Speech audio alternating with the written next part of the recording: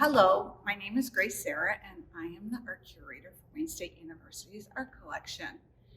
Wayne State University began their art collection in 1968 with a mere 126 pieces, and today the collection consists of almost 7,000 works of art.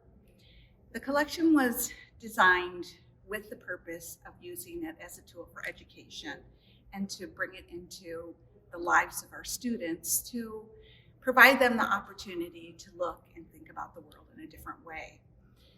At the current time, we don't have a gallery for this collection, but what we do is we install it throughout the campus, and especially in the libraries, because the libraries are open 24 hours a day, 7 days a week.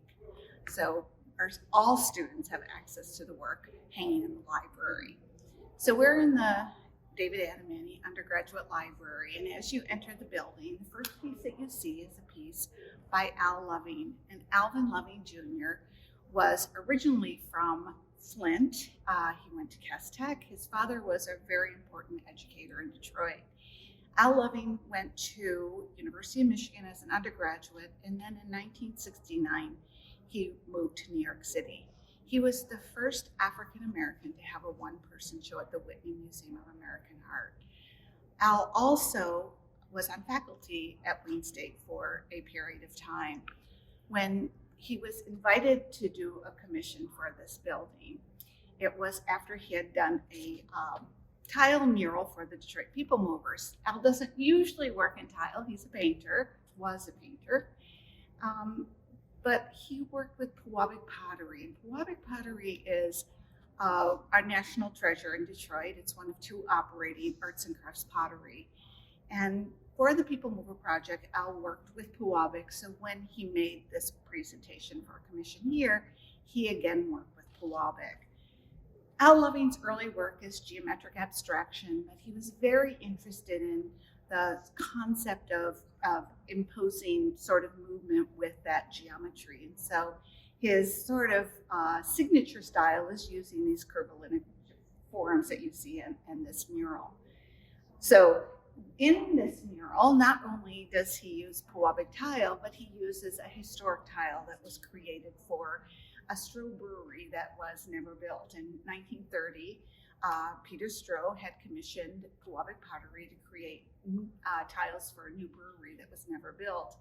And these tiles were donated for the Detroit People Mover project, but they continue to be in other public projects around the city, including here. And the green tiles are from that original Stroh tile.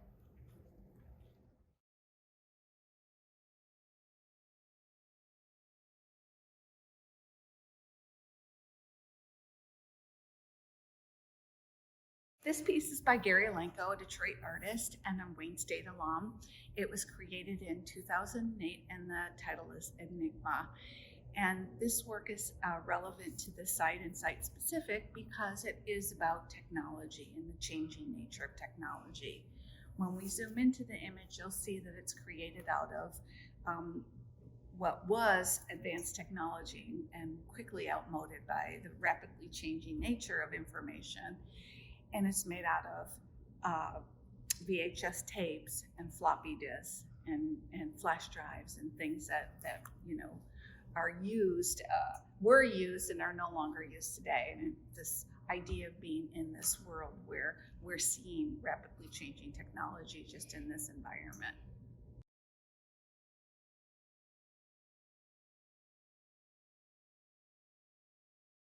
This is an exhibition space that the University Art Collection has used since we don't have a gallery. And once again, this is an opportunity to bring art into the lives of our students. With our 2019 Knight Foundation grant, the exhibition of photographs created by Farrell Cassini were exhibited in this space. And after a 1-month period, the library reported that over 500,000 people had had access to this artwork. And that is more than usually museums have in a 1-month period. So it's a way for us to bring art into our students' lives, all of our students. This piece behind me is by Robert Sestock, and Robert Sestock is a very important Detroit artist. He is one of the original Cass Corridor artists, and he is the founder and director of City Sculpture in Detroit, a sculpture park, now located on Farnsworth. Um, this was donated by James Pearson Duffy. And Jim Duffy, whose name is on Wayne State University's art school, was a great patron of the arts and art collector. And he befriended a group of artists in the late 60s, early 70s, that the group of artists, the name that was given to this group of artists was really based on where they lived and worked. And they're called the Cass Corridor artists. And these were artists that were affiliated with the university, either as faculty or alum. And Wayne State played a very pivotal role in this art movement. This was a group of young artists that lived and worked together and really inspired one another. And they inspired Jim Duffy, and Jim was very supportive of them. And so he not only bought their work, but he would commission them to do work as a way to allow them to have resources to continue working. And this large painting behind us was commissioned for his pipe company that was on West Jefferson, the James Duffy Company. And we'll show a slide of that. And there were many works that were commissioned that were installed in his warehouse that were gifted to the university just before Jim Duffy died. And this was one of the pieces. On the third floor, we're going to look at a larger Cass Corridor display that represents many of these artists.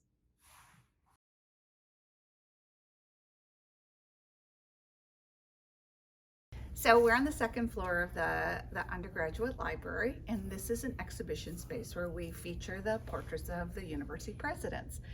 And the University Art Collection's collection plans focuses on Detroit and regional art with a great emphasis on artists that are connected to Wayne State, either as alum or faculty.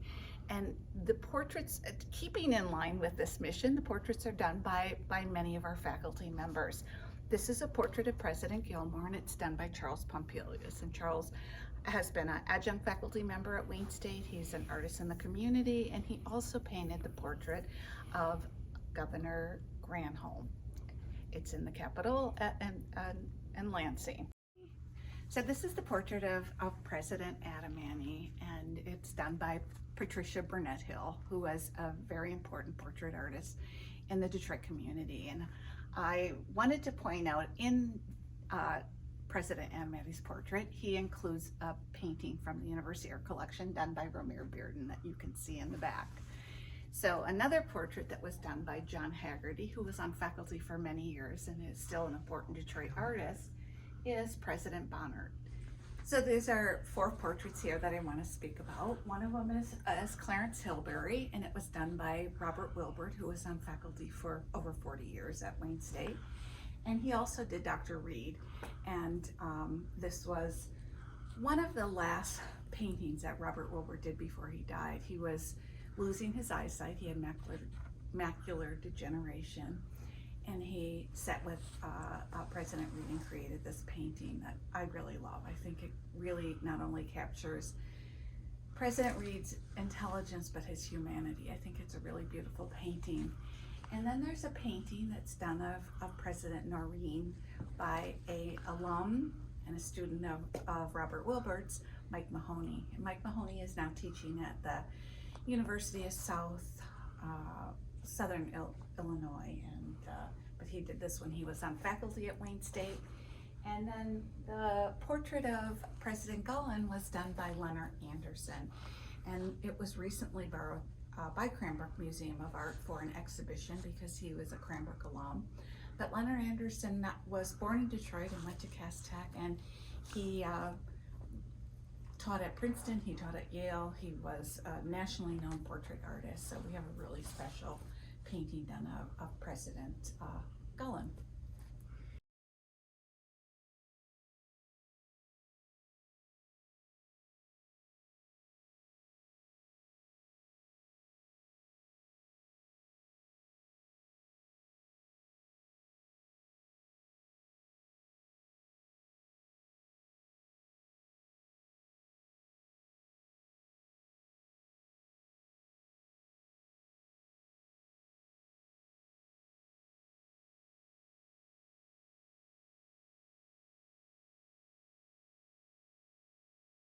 So we're on the third floor of the Adamany Undergraduate Library, and the entire floor is dedicated to Detroit cast corridor art, the 1960s through the 1980s.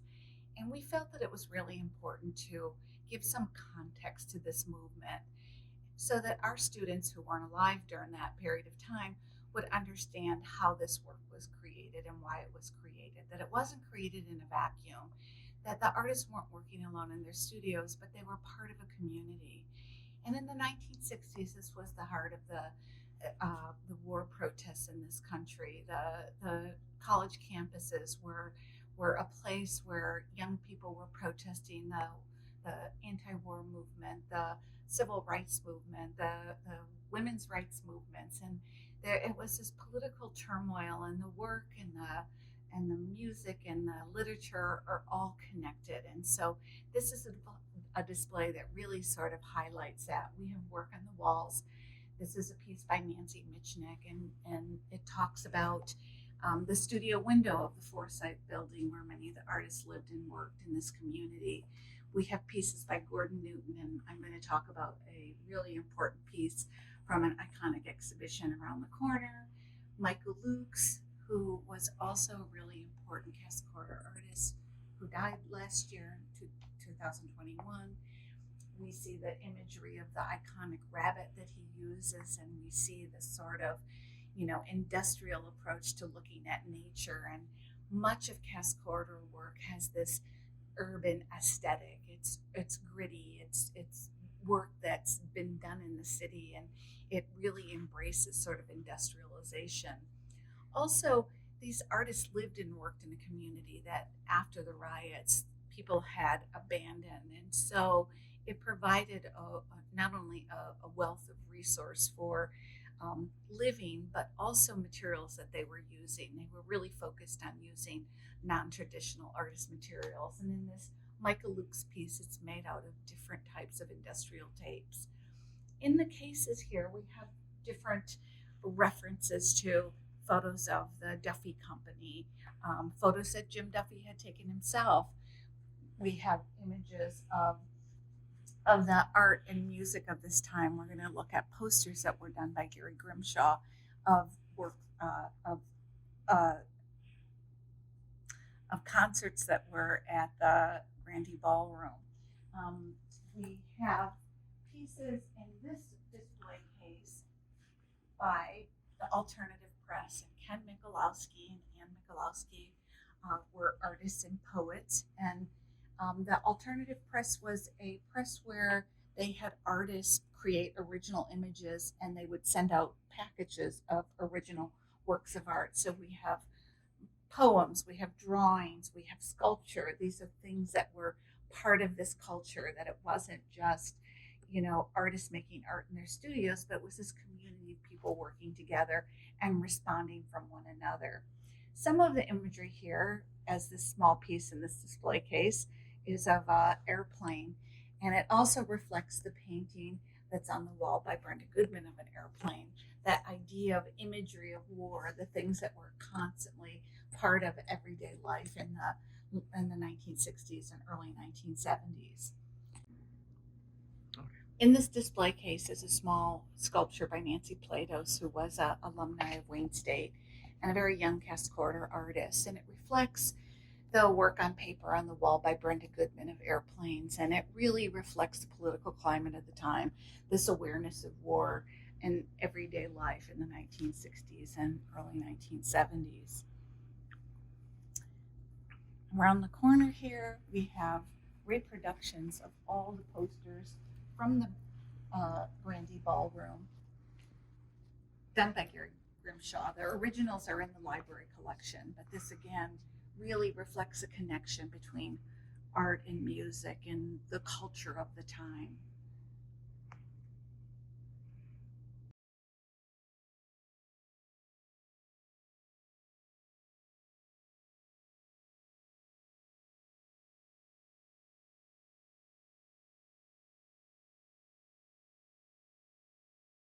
In the 1980s, there was a iconic exhibition at the Detroit Institute of Arts called Kick Out the Jams.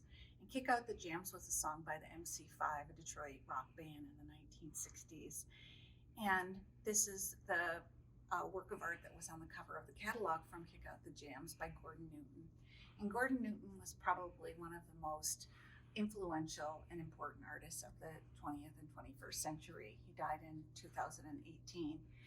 So this piece titled Wheel of Fortune really encompasses the spirit of Cascorder art, using non-traditional artist materials. We see tar and resin, and we don't see paintbrushes used, but we see sanders used, and we see a reference to a game of that wheel moving, but it also is this reference of decay, sort of reflecting the spirit of the city at that time after the riots, when the city was abandoned, and many of the post-industrial buildings were left in ruin. And so we see this sort of spirit of, he captures the essence of this sort of, grittiness that reflects the city, and it's so beautiful and so powerful.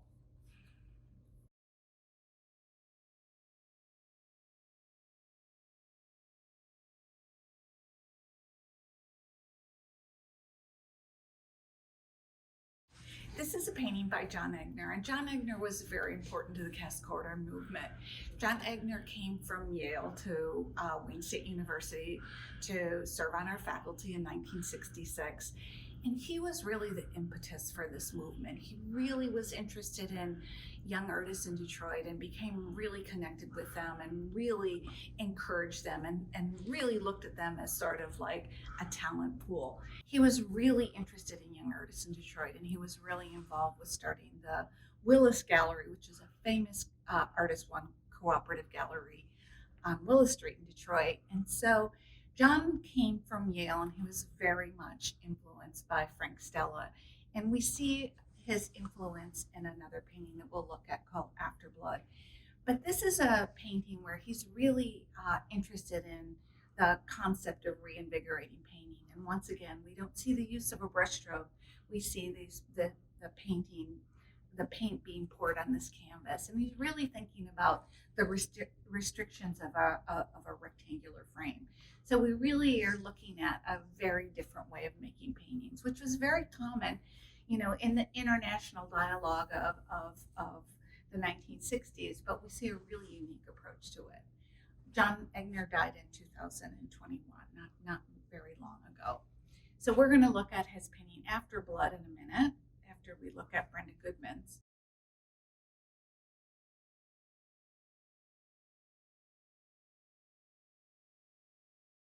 This is a painting by Brenda Goodman called A Song for My Mother. And it was one of a series of paintings that she made in response to her mother's death in 1975. And Brenda Goodman, although part of the Cascorder movement, is very unique in her approach to making art. It's very internal and emotional, and it has a real influence of someone like Francis Bacon. There's some reference to figure, but it's more about interior than exterior. And Brenda Goodman is making amazing paintings today and has an amazing career. She's represented by Enigma Jensen, a really prestigious gallery in New York City.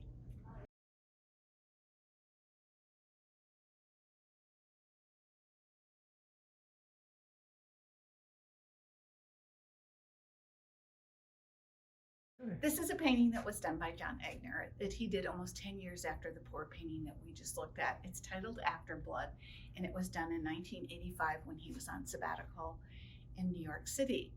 In this painting, he really merges his interest of the built constructions that he made and his paintings, and you can really see that influence of Frank Stella. We see the linear images that are imposed on top of the very loose painterly structure underneath.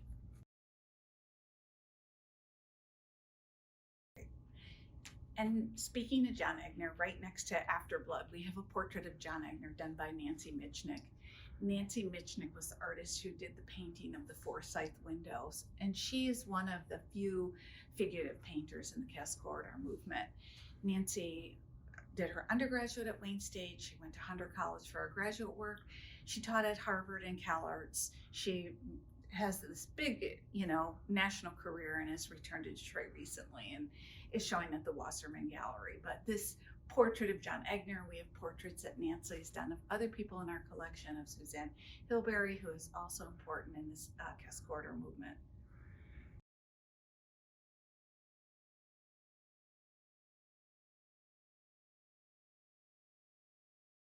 This is a painting by Bradley Jones called Man, and Bradley Jones was another one of the Cask Quarter artists that really focused on figuration, but not like Nancy Mitchnik. Nancy Mitchnik's work was more based on observation, and although it's figurative in nature, we see this image of two human forms, but one of them has a dog head. So there's some humor, and that's included in his work, but it's really painterly and beautiful, and he was really an important connection. His training was from College for Creative Studies, which was then called the Society for Arts and Crafts, so very different approach to art making.